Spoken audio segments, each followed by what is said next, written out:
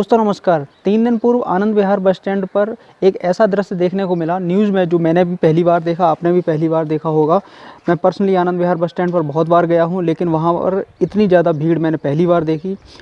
वो भीड़ जो दिहाड़ी मज़दूरों की थी, जो उत्तर प्रदेश से, बिहार से, झारखंड से, छत्तीसगढ़ से कमाने के लिए दिल्ली गए हुए थे और अचानक उनको वहाँ से भागना पड़ा।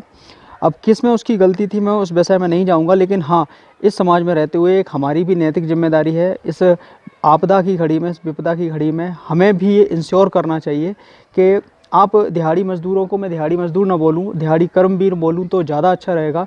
उनकी मेहनत को हम कम करके नहीं आंक सकते हैं। हम अपने जिन अच्छे अच्छे और सुंदर घरों में बैठे हुए हैं आज, उनमें कहीं ना कहीं उन दिहाड़ी मज़दूरों का हाथ है, जिन्होंने अपना अथक मेहनत करके वो मकान हमारे लिए बना के तैयार किया है, जिसे हम घर कहते हैं। आप सभी घर में बैठे हुए एक स्विच दबाते हैं, आपका पंखा चल जाता है, आपके एसी चल जाता है, आपका फ्रिज चल जाता है। लेकिन जब कहीं खंबे करने होते हैं, बिजली के बड़े बड़े तार खींचने होते हैं, तो यही दिहाड़ी कर्मवीर अपना पूरी मेहनत से पसीना बहाकर उस काम को करते हैं।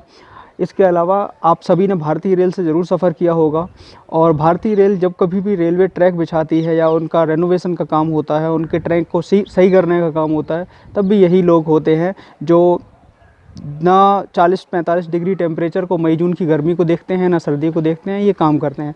हम ये भी कह सकते हैं कि उन्होंने जो काम किया उसके लिए हमने उनको मेहनताना दे दिया, हमने उनको पैसे दे दिए, लेकिन ऐसा नहीं है। क्या कभी ऐसा हो सकता है कि उससे दोगुने पैसे लेके वही काम मैं कर पाऊँ या आप कर पाएँ? ये संभव नहीं है। ऊपर वाले ने उनको उनके शरीर में एक ऐसी शक्ति दी हुई है जिस कारण से वो ये काम कर पाते हैं।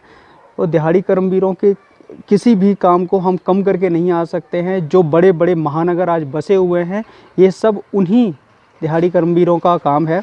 इसके पीछे उनका पूरी मेहनत और पूरा हाथ है। आनंद विहार बस स्टैंड पे जो घटना हुई वो कभी दोबारा ना हो, इसके लिए हमें भी ये चीज़ इंश्योर करनी होगी। हम जिस मोहल्ले में रहते हैं, जिस सोसाइटी में रहते हैं, जिस अपार्टमेंट में रहते हैं, उसके आसपास जो भी दिहाड़ी मज़दूर हैं, दिहाड़ी कर्मवीर हैं जो रह रहे हैं, या कोई ऐसा व्यक्ति जिसके पास खाने पीने की दिक्कत है, लॉकडाउन का समय है, आज 8वां दिन हो चुका है, हम सभी लोग अपने घरों में हैं, उन लोगों के पास इतने पैसे भी नहीं हैं जो वो दिन में 2 समय का खाना भी खा पाएँ। हम लोगों की ज़िम्मेदारी ये है कि हमें ये इंश्योर करना है कि हमारे आसपास कोई भूखा ना रहे। केंद्र सरकार ने अपनी ज़िम्मेदारी निभाई हुई है, अपने स्तर से काम कर रही है, राज्य सरकारें सभी अपने स्तर से काम कर रही हैं, एनजीओ अपने हिसाब से काम कर रहे हैं। बट हम सब सिर्फ इतना कर लें कि हम ये पता कर लें अपने आसपास, अपने मोहल्ले में, अपनी सोसाइटी में, कि हमारे आसपास कोई भी व्यक्ति भूखा ना सोए। मैं अपने स्तर से भी ये काम कर रहा हूँ। 2 दिन पहले मैंने कुमार विश्वास जी का वीडियो देखा, यूथ आइकॉन कुमार विश्वास कवि हैं वो। उन्होंने भी ये बात श्योर की कि हमारे आसपास कोई भी व्यक्ति रह रहा है, उनकी टीम अपने स्तर से काम कर रही है। दिल्ली में एक पत्रकार हैं और फिल्म क्रिटिक मिस्टर साहिल चंदेल, उस व्यक्ति के तो मैंने वीडियो देखे, बहुत ही अच्छा उन्होंने मैसेज दिया है। वो व्यक्ति तो खुद बाइक लेके कई जगह लोगों को राशन पहुंचाने गए हुए थे, और उन्होंने बहुत अच्छा प्रयास किया। उन्होंने कई जगह सोशल मीडिया से ये प्रयास करके कि लोग भूखे ना सोएं, खाना लोगों को उपलब्ध कराया है। मेरा आप सभी से आग्रह है कि हम लोगों को एक छोटी सी जिम्मेदारी निभानी है। हम सभी को अपने आसपास बस इतना इंश्योर कर लेना है कि कोई भी व्यक्ति भूखा ना सोए। हम अपनी सोसाइटी का एक ग्रुप बनाकर, अपने आसपास का एक ग्रुप बनाकर लोगों को कम से कम खाने उपलब्ध करा दें। बस 2 समय का खाना, उनको और कुछ नहीं चाहिए, केवल 2 समय का इस समय खाना चाहिए, और वो हम करा सकते हैं उपलब्ध। ये हमारी नैतिक जिम्मेदारी है और राष्ट्रीय जिम्मेदारी है। लॉकडाउन का 8वां दिन है, होप आप सभी घर में होंगे। और इस समय कल ही से जो न्यूज़ में कुछ केस ज़्यादा बढ़ गए हैं, पूरे इंडिया में ज़्यादा बढ़ गए हैं। चिंता करने की बात नहीं है, सरकार उन पर काम कर रही है, लेकिन अभी भी हम लोगों के सामने एक वो सिचुएशन है, हमें घर से बाहर नहीं निकलना है। पूर्ण लॉकडाउन का पूरा सम्मान करना है, घर में रहना है, और घर में रहकर ही अपने सारे काम करने हैं। लॉकडाउन के चलते हुए कहीं बाहर नहीं जाना है, जिससे ये संक्रमण किसी को ना हो, और सबसे पहले मुझे ना हो। मैं संक्रमण से बचूं, मेरा परिवार बचे, तभी मैं कुछ और कर पाऊंगा, अपने देश को बचा पाऊंगा। और एक बहुत अच्छी फ़ोटोज़ इस समय बहुत सारी सोशल मीडिया में मिल जाती हैं। बहुत अच्छी फ़ोटो मुझे मिली, डॉक्टर डहेरिया करके हैं भोपाल के।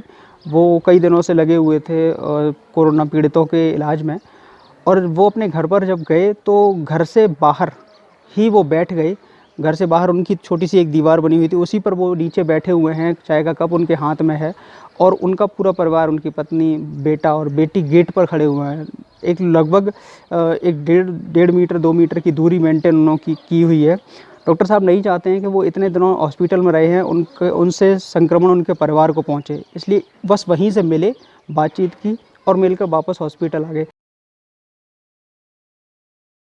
ये बहुत अच्छा मैसेज उन्होंने दिया है। इस समय जो भी doctor, nursing staff, police staff, क्या वो नहीं चाहते हैं, उनका परिवार नहीं चाहता कि वो घर पे रहें इस समय, लेकिन वो अपनी समाज सेवा कर रहे हैं, वो अपना कर्तव्य निभा रहे हैं, वो अपनी ड्यूटी निभा रहे हैं और बहुत अच्छा है।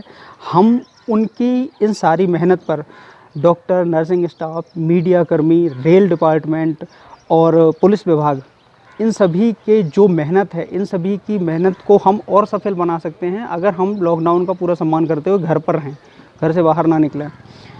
भारतीय रेल ने भी बहुत अच्छे सराहनीय कदम किए हैं। भारतीय रेल ने अपने कोचों में, बहुत सारे कोच में आइसोलेशन सेंटर बना दिए हैं।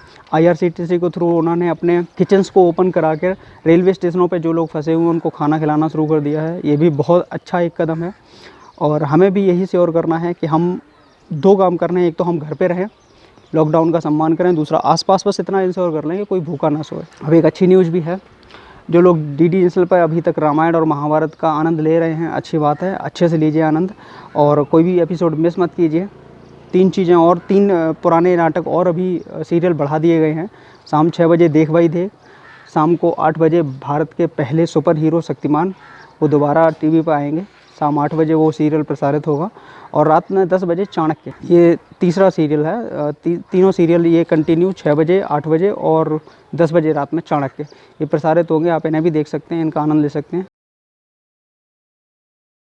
रिलायंस फाउंडेशन के मुकेश अंबानी जी ने एक बहुत बड़ा अच्छा अमाउंट अभी पीएम केयर में दिया हुआ है, फंड में, कोरोना पीड़ितों से लड़ने के लिए, कोरोना पीड़ितों के लिए।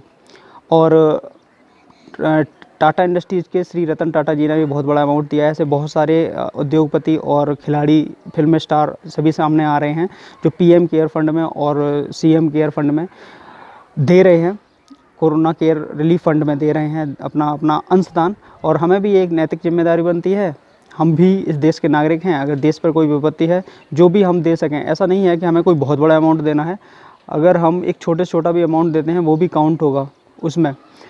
तो मेरा आप सभी से अनुरोध है, जो भी बन सकता है वो ज़रूर दीजिएगा पीएम कोरोना रिलीफ फंड में या सीएम कोरोना रिलीफ फंड में, ताकि वो पैसा उन सभी लोगों के लिए लग सके जो कोरोना बीमारी से ग्रसित हैं या उनसे जो हमारे कोरोना वॉरियर्स इस समय ड्यूटी पर लगे हुए हैं उनके लिए लग सके। तो मेरा आप सभी से यही अनुरोध है, लॉकडाउन का पूरा सम्मान करें, घर पे रहें, सुरक्षित रहें, बार बार हाथ धोते रहें, सैनिटाइजर का उपयोग करते रहें, ताकि किसी प्रकार का संक्रमण हमें ना हो और हमारे परिवार का ना हो। दोस्तों, कोरोना है वैश्विक टॉक्सिन, हम सब घर पर रहें, यही है उसका वैक्सीन। बहुत बहुत धन्यवाद। जय हिंद।